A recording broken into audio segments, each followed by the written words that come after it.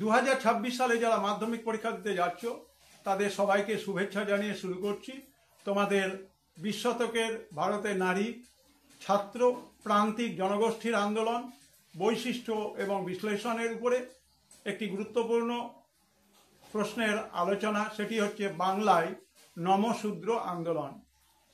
বাংলায় নমশূদ্রদেরকে আমরা ইতিহাস যে সমস্ত গ্রন্থগুলো সামনে পাচ্ছি সেখানে চণ্ডাল বলে অভিহিত করা হলেও বাস্তবে তাদের সামাজিক অবস্থান মনুস্মৃতিতে বর্ণনা করা চণ্ডালদের মতো কিন্তু ছিল না।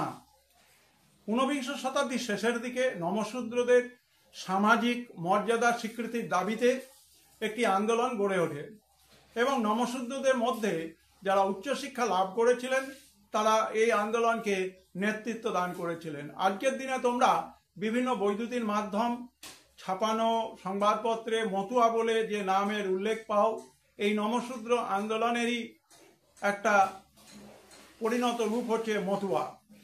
পূর্ব বাংলার ফরিদপুর বর্তমান দিনে গোপালগঞ্জ জেলা ওরাকান্দিতে এক নমশূদ্র পরিবারে জন্ম হয় হরিচাঁদ ঠাকুরের।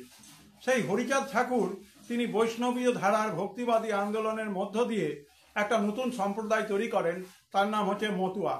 তার পুত্র গুরুচাঁদ ঠাকুর উত্তরাধিকার সূত্রে ধর্মগুরুর পদ লাভ করেন এবং মতুয়াদেরকে, পিছিয়ে পড়া নমশূদ্রদেরকে যারা সামাজিক অর্থনৈতিক রাজনৈতিক সমস্ত ক্ষেত্রে পিছিয়ে পড়া ছিল তাদেরকে তিনি সংগঠিত করা শুরু করেন এবং তিনি তৈরি করেন ওয়েলফেয়ার অ্যাসোসিয়েশন ফর দ্য নমশূদ্রদের জন্য ওয়েলফেয়ার অ্যাসোসিয়েশন।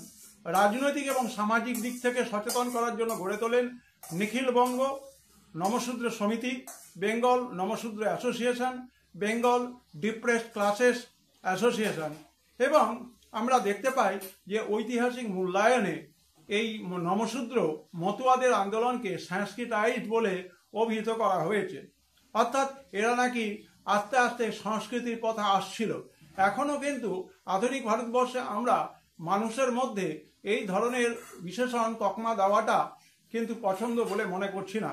যা হোক, পরবর্তীকালে এই নমশূদ্র আন্দোলনের নেতৃত্বে উঠে আসেন যোগেন্দ্রনাথ মণ্ডল, প্রমথরঞ্জন ঠাকুর, বিরাটচন্দ্র মণ্ডল, রাজেন্দ্রনাথ মণ্ডল, মুকুন্দ বিহারী মল্লিক প্রমুখরা। সংক্ষেপে তোমাদেরকে 4 নম্বরের জন্য একটি প্রশ্ন, বাংলা নমশূদ্র আন্দোলনে এই বিষয়গুলিকে আলোকপাত করবে। সবাই এই ভিডিওটি শেষ পর্যন্ত মনোযোগ দিয়ে দেখবে এবং সবাই ভালো থাকবে, সুস্থ থাকবে।